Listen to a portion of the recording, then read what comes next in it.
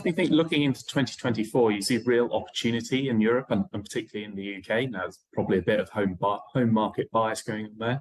But you're looking at them, the UK is 40% below the US, or has been in the last month or so.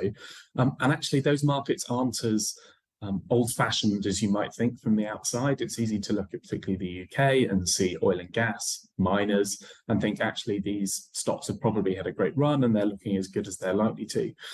Actually, those markets are much more dynamic than that. Yes, they lack the great tech stocks that you see in the Magnificent Seven, but they have got things like great consumer goods, fantastic industrials, all of these things that could look really strong in a strong 2024.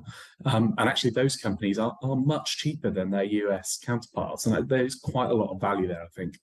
Yeah, how much caution, though, goes to an election year? And yes, fine, you have one out in the United States, but you also have one out in Europe as well. And it looks like, there's speculation that it could happen earlier in the year as opposed to later in the year. Around autumn or so was the anticipation. That doesn't look to be the case. It could happen a little bit earlier. What's the sentiment in the market? Do you hold out for that? Or do you, kind of place your money now and hope that it kind of matches in?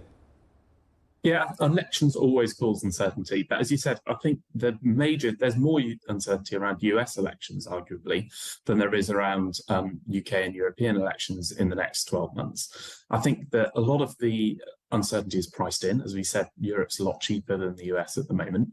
And that gives you only upside if things work out well.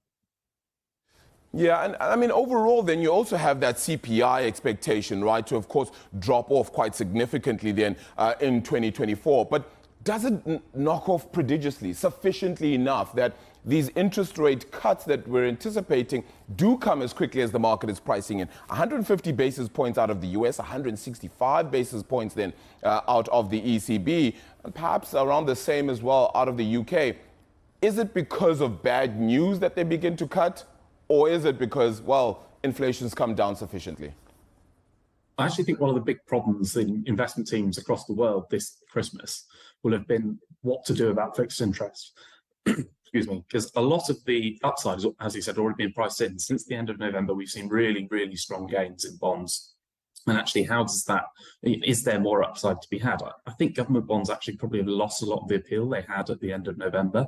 But if you look in credit, particularly US credit, actually you've got potential, the spreads there haven't come in as much as you might expect if the economy is maybe settling. We're looking at a soft landing in the US.